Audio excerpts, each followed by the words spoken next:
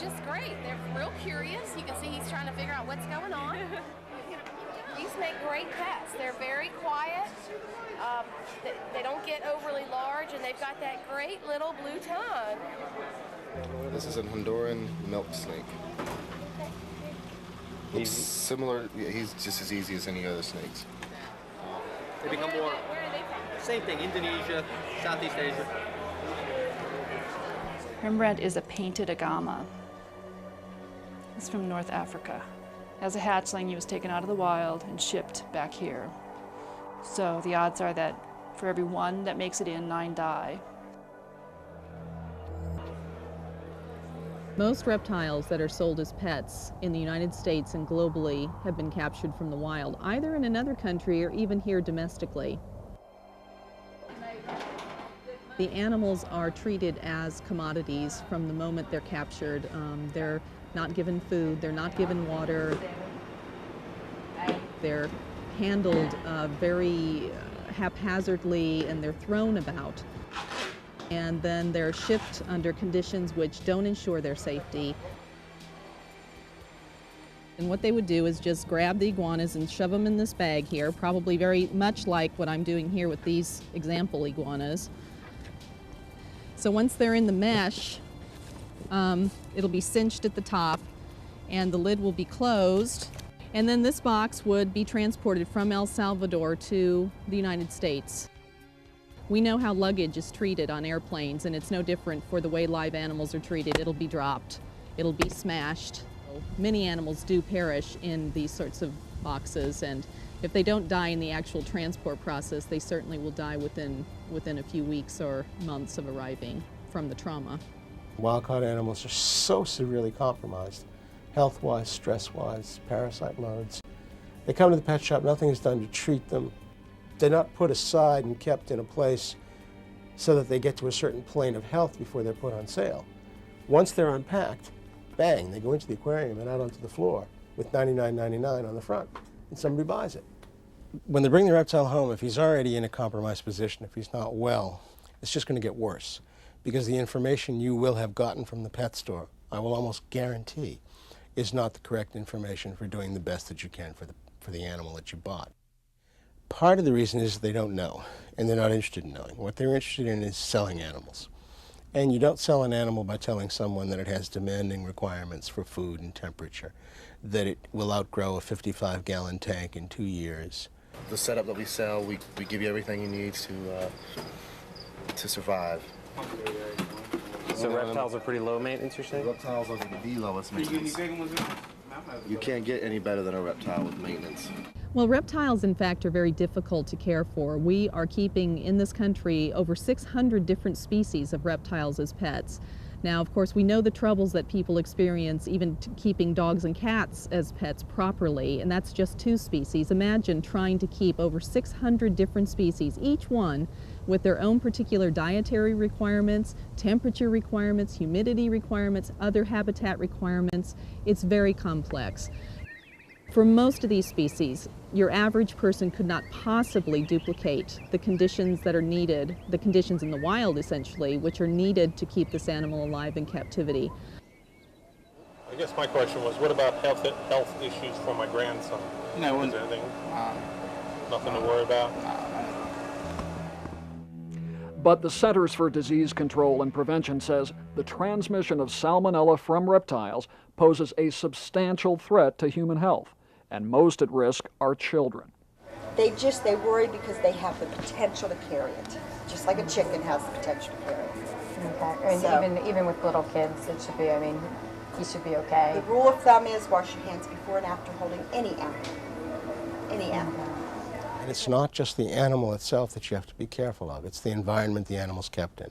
The cage, the bedding, the food items, the bowls that the food is put in. All of that is potentially contaminated when the animal defecates, and if there's salmonella in that defecation, it gets spread around the cage.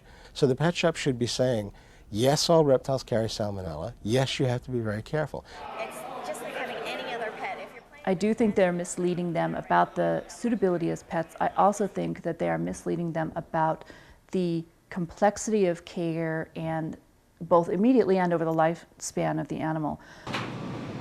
It's what we call the rainforest room. We keep it during the days 90 to 95 degrees in the room, plus the basking lights that'll get it up to around 100 or so. And the humidity is minimum of 80. Right now it's 88 degrees or percent humidity. At night, Nancy Lanning founded Wild Spirits outside Seattle. It is one of only a few sanctuaries that care for abandoned and abused reptiles. Many here are former pets. We never promoted the fact that we were taking animals. We never went looking for animals, and yet they came, and they have continued to come, mostly green iguanas. Tread was found in a parking lot of an office building over in Kirkland. He had been dumped in a parking lot in November. And he was... Lanning sees firsthand what happens when pet reptiles do not get proper care, and she blames it more on ignorance than intent. It's not well understood and therefore not communicated by the pet industry that in order for a reptile to, a diurnal, meaning a day-dwelling reptile, to metabolize its food, it needs UVB light, which is basically the artificial reproduction of sunlight. Do they need any special lighting? They don't need the special lighting. Okay. They don't need special lighting, although I always recommend to go ahead and give them the UV. It certainly can't hurt. But without that special lighting, reptiles get a crippling bone disease. Austin is our worst case currently of metabolic bone disease. In his case, you can see, if you look at him this way, he has a severe underbite, and then this way he has a severe overbite. All of his joints are screwed up, his shoulders, his elbows, all of his long bones are screwed up on his arms and his legs. So the odds are he had a bad diet and virtually no UVB. And so the combination is probably why he got as bad as he is. He's severely emaciated. He's got metabolic bone in all of his joints. He has snout rubbing. This is snout rubbing on a water dragon, where, I don't know if you can see, the whole front of his jaw is gone. He's rubbed it so hard to try to get out of wherever he was that it's just destroyed it, and it will never grow back. Most pet stores will sell someone a setup, an enclosure that is too small for the animal, probably right away, and definitely is going to be too small over the lifetime. When we got him, the burn was still very active, so this was all charred flesh. I believe that it could not have happened unless he was stuck against a heat light. It is so severe and so localized that I believe he has to have been stuck. Otherwise, he would have moved away. What I don't know how to do is how to get to people before they've made the purchase decision. It seems that people make the decision to get a reptile fairly casually and with fairly little research and information gathering. And I think if there was more of that done, there would be less animals purchased. I think just knowledge would change a lot of people's mind.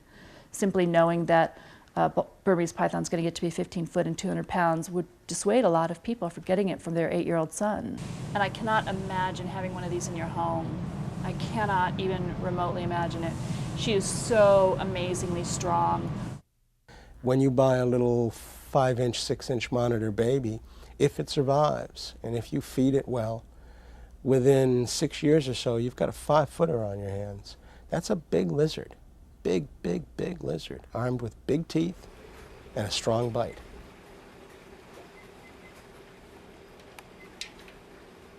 You don't want that lizard anymore, and he's 6 feet long.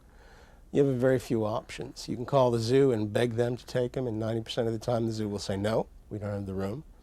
Then you can call the animal shelter, and they'll say, we're up to our necks in puppies and kittens. We don't know what to do with them. Sorry, we can't take them. And then you say, now what am I going to do? So it's a warm summer day, and you open the door and you say, have a nice life, and you kick him out the door. And out he goes, and that'll work for as long as it's warm. And while he's out there, he'll destroy birds, he'll destroy chipmunks, he'll destroy other reptiles. He'll eat a kitten or two, if he's big enough. And then if you live in Wisconsin or Ohio and the weather changes, he'll freeze to death slowly and agonizingly. If he survives and you turn him loose in Florida, for instance, he's going to displace the native reptiles and make a big mess in the environment.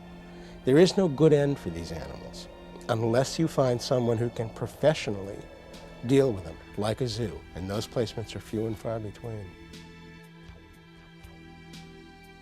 At night, they go all the way up in the rafters, and you can see one guy up there already. That's Pox. he's getting an early first favorable position. I believe in the wild they would go up to underneath the leaves of the canopy so that they're up there for protection and security and hiding from other sorts of animals. So I believe that they're emulating what would happen in the wild.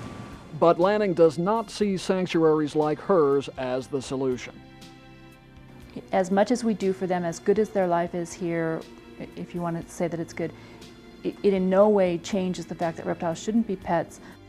As good as their life is here, it's still horrific compared to what it would be in the wild.